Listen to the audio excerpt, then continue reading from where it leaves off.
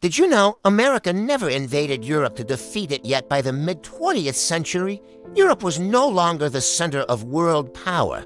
This is the story of how America defeated Europe. Not with kings and castles, but with factories, finance, war, and influence.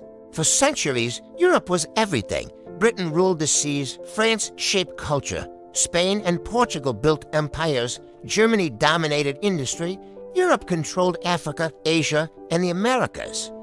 Meanwhile, the United States was once a European colony. Young and underestimated, but while Europe fought wars over borders and crowns, America was quietly building something different.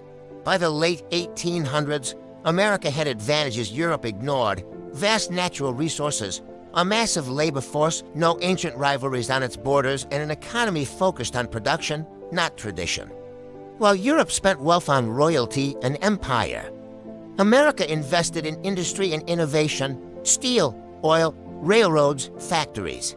America wasn't trying to rule the world yet. It was preparing to outproduce it.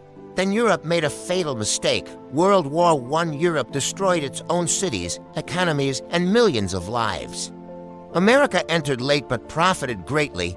Europe borrowed money from U.S. banks.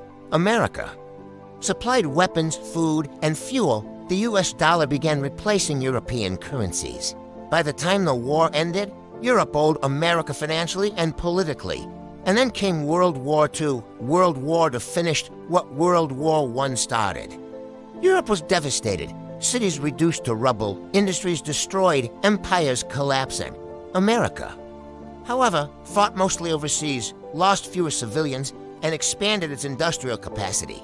By 1945, the United States produced over half of the world's manufactured goods. Europe survived, but it was no longer dominant.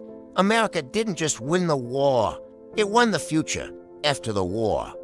Europe needed rebuilding. America stepped in with the Marshall Plan, billions of dollars in aid.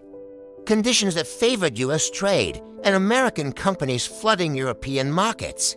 European nations became dependent allies, not rivals. The dollar became the global currency. Wall Street replaced European banks. Hollywood replaced European culture. This was not conquest. It was economic domination, unlike Europe. America didn't rely on colonies. It relied on military bases, trade agreements, political influence, and technology. Europe lost its empires in Africa and Asia. America gained global influence without ruling directly. By the Cold War era, the world no longer looked to London or Paris, it looked to Washington.